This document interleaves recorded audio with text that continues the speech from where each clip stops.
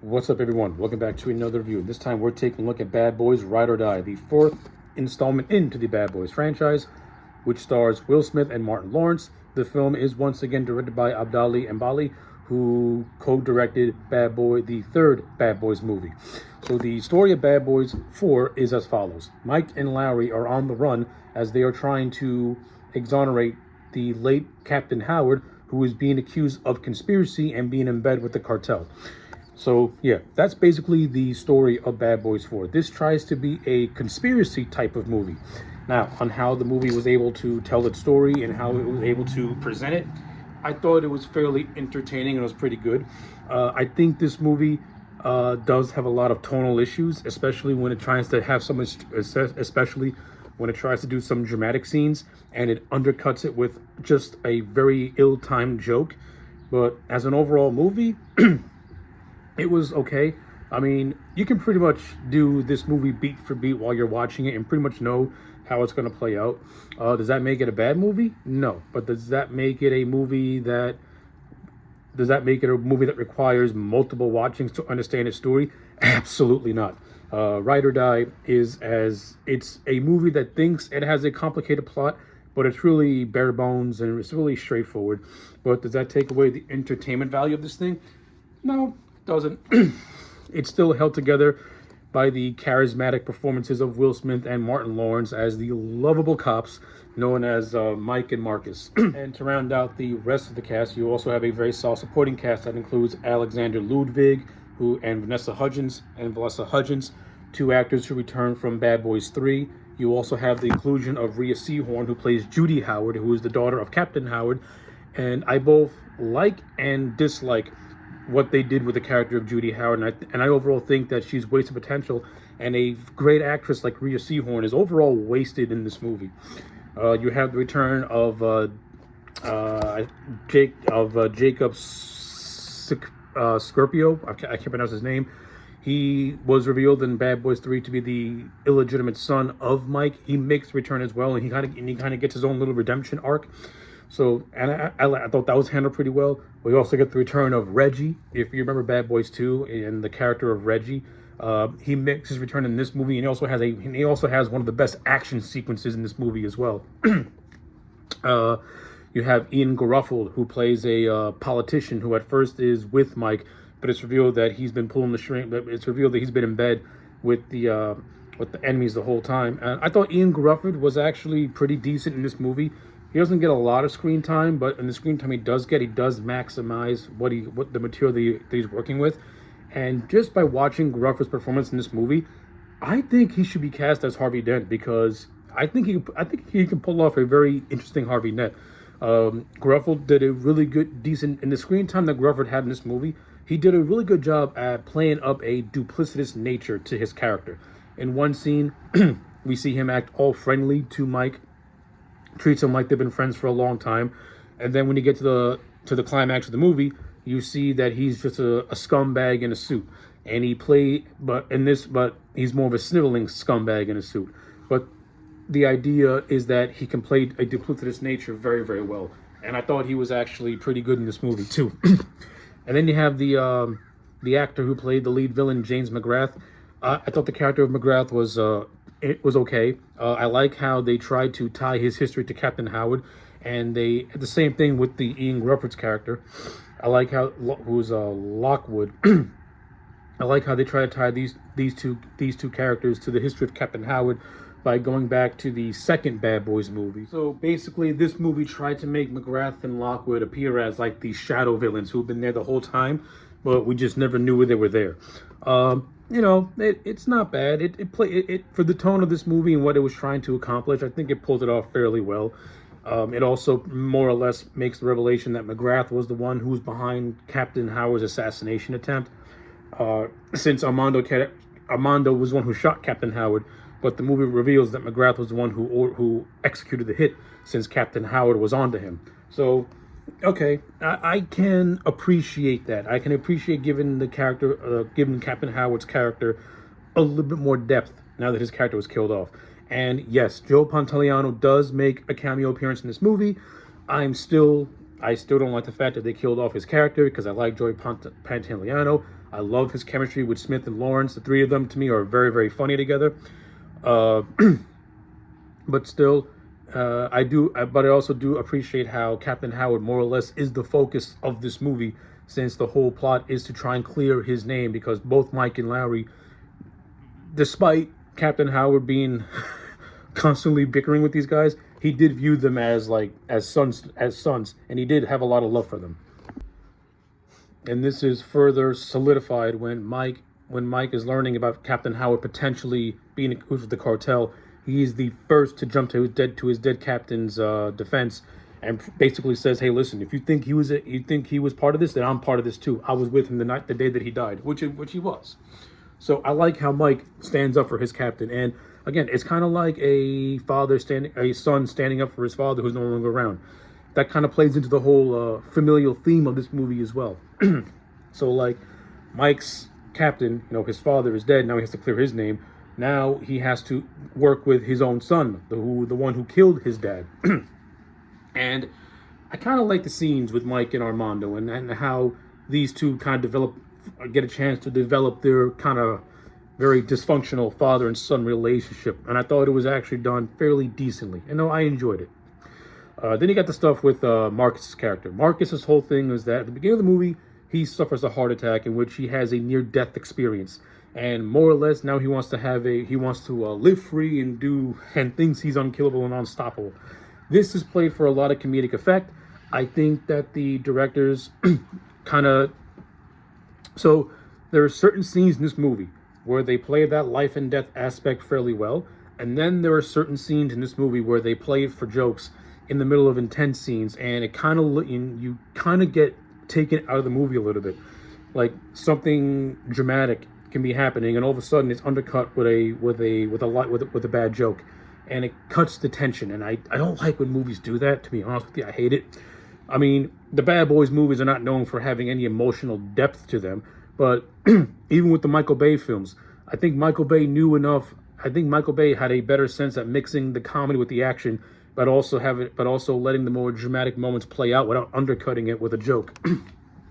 And Ride or Die kind of felt like you're watching a Marvel movie in which something intense could be happening, and then it gets undercut with a joke.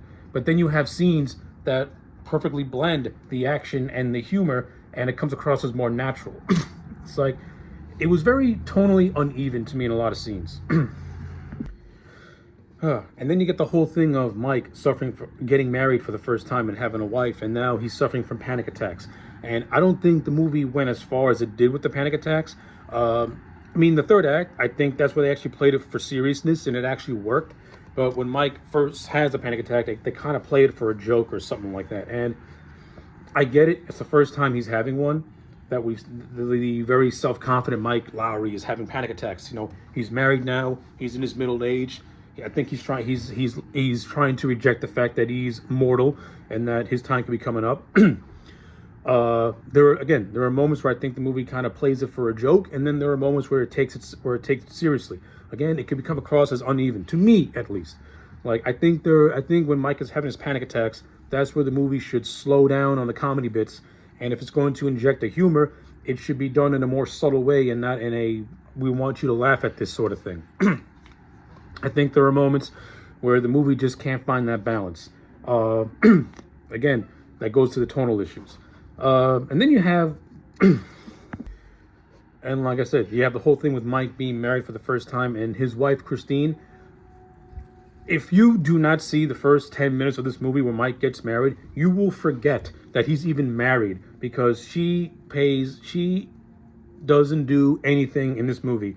The character of Christine literally disappears after the first 15 minutes, and you're reminded that she exists once you get to the third act, where McGrath and his men are pretty much going to kill Lowry and Mike, are going to kill the families of Lowry and Mike. That's when the character of Christine returns. And after a while, you're like, oh wow, she was in this movie. But while you get the random return of Christine, you also get a very entertaining action sequence with the character of Reggie. So if you remember Bad Boys 2, Reggie was the kid that Mike and Lowry tried to intimidate, that Mike and Marcus tried to intimidate since Reggie was taking out Marcus's young daughter. Reggie in this movie, he is now a former Marine who is married to Marcus's daughter, is about to have a kid with him. So once McGrath infiltrates Marcus's house, he pretty much, has Reggie try to defend his family. But unbeknownst to Marcus and Mike, who watch him through surveillance cameras, Reggie wrecks McGrath's men, and he wrecks them with accurate precision. This scene was how you do action and comedy the right way, where it doesn't undercut the tension of what you're watching, and it's played off really, really well by the reactions of Mike and Marcus, who are seeing Reggie in action and are completely taken aback by what he's doing, but at the same time they're they're impressed by what he's doing. This is how you blend humor with action in this scene. It's a perfect example of what the rest of the movie should have been, at least in my eyes. But yeah, the Reggie scene where he wrecks 15 men was the best action sequence in the whole movie, and I'm just gonna leave it at that. And you get the whole third act where Mike and Marcus are going after McGrath and his men at a alligator park, and the action sequence itself is actually pretty entertaining. It's cool. It's fun to see. You get some pretty interesting visuals in which it's portrayed as a first-person video game, which I thought was actually really creative, and you don't really see that a lot in a lot of action movies, especially in a Bad Boys movie. So you got this movie does have some creative visuals, so I give it that. So that was cool to see as well. You also have the characters of Dorn and Kelly. The movie reveals that these two are in a relationship, but I also like how they're a part of Mike and Lowry's little squad. And I like Alexander Ludwig and Vanessa Hudgens. I think they have decent on-screen chemistry with each other. And I think Alexander Ludwig, he plays like this nice guy type of dude who can be somewhat of an airhead, but he's very trustworthy and very capable when he needs to be. So I like that stuff.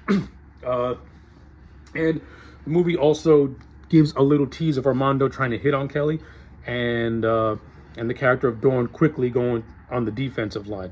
I'm glad that the movie didn't make a triangle out of this, because you definitely didn't need it. But I do like how that one scene shows how Dorn could be somewhat of an airhead, but if he feels threatened, that's when he'll man up and be like, "What'd you say?" So it's little moments like that that can add to a character who is played for comedic effect, but make it feel natural. So I like that. Now I said this movie goes back to Bad Boys 2 a lot, and it also goes back to the Bad Boys franchise as a whole, and that's perfectly exemplified when we get the return of the character of Fletcher. Fletcher, who was in the first two Bad Boys movie, makes a cameo in this, in which after watching a video by the late Captain Howard, they go to see Fletcher as he might have some answers to the whole conspiracy that's being unraveled. It was cool to see the character of Fletcher. He has another funny scene with these two, and of course it ends with the death of Fletcher.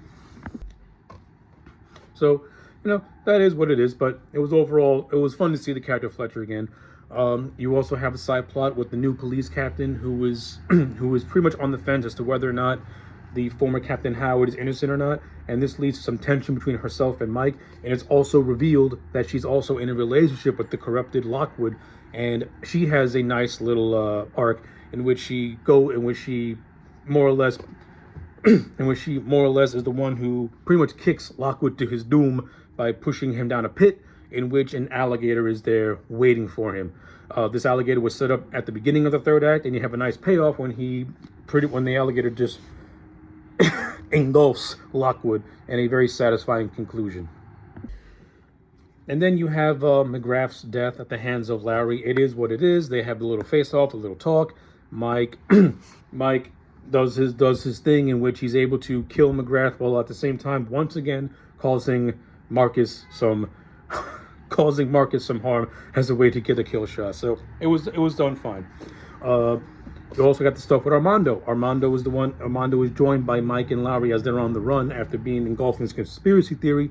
Armando has his own little arc in which he more or less redeems himself by saving this character by the name of Callie, who is the granddaughter of Captain Howard and the daughter of Judy. So Armando has a nice little arc where he kind of redeems himself, and also the formation of his bond with Mike is also done fairly well in this movie. Is also done relatively well in this movie too. So that was fun. Okay, so now that I get that out of the way, I can finally talk about the character of Judy. So I'm going to make this little portion as quick as I can.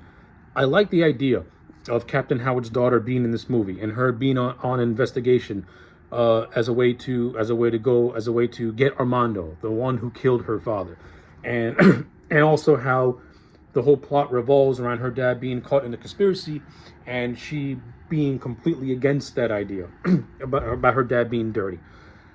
I like the idea on paper. And if this movie was more smartly written, I would have had Judy work closely with Mike and Marcus, since the three of these characters have a lot of love and respect for Captain Howard. Instead, the character of Judy is really wasted in this movie. Like, Rhea Seehorn has got sprinkled scenes all throughout, and it really just equates to her just hunting down Mike and Laurie as fugitives. Rhea Seehorn's character is reduced to just show up every so often to remind the people that she's there, and to say that she's on the hunt for Mike, Marcus, and Armando. That's about it. Like, this movie would have been much more interesting if Judy was working alongside Mike and Marcus as a way to uncover the truth about her father. I think that would have made her character very interesting. Or if you don't want to have her be joined with them specifically, at least have her have her own little side quest in which she does her own separate investigation, trying to piece things together, and then coming to the conclusion that Mike and Marcus come up to, in which her father is being framed. Anything with the character of Judy to make her more consequential to the plot instead of inconsequential. But I do like how she has her own little redemption arc in which she pretty much has Armando dead to rights, but at the bequest of her daughter, who was saved by Armando, she lets him go free as her way of saying thank you for what you did, but we'll never be friends, or we'll never be allies, in a sort of way. It's more like a mutual respect sort of thing. I do like it, but I think the movie did not earn that because it didn't really do enough with Judy's character to let her get to that point, is what I'm trying to see. And a good actress like Rhea Seehorn is relatively wasted in this movie. But I do like the ending where, after all said and done, Mike and Marcus are at a family barbecue.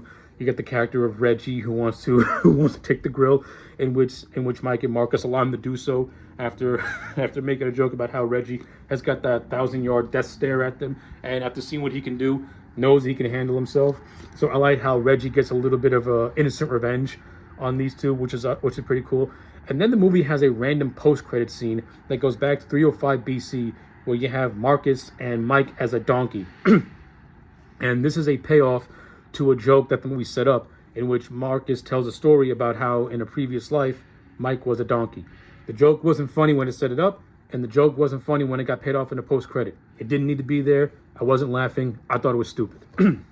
So yeah, all that being said and done, I still think Bad Boys Ride or Die is a fun, entertaining movie. It's not as good as, let's say, Bad Boys for Life or even Bad Boys 1 and 2. I kind of like those three better, especially Bad Boys 2. But I do like Ride or Die. It is very entertaining. It will keep you invested. And Will Smith and Martin Lawrence are still charismatic as the older versions of Mike and Marcus. So with all that being said, to me, Ride or Die is going to get a solid 6.5 out of 10. Well, those are my thoughts. Let me know yours in the comment sections down below. Like the video and subscribe. And I'll check you back next time for more.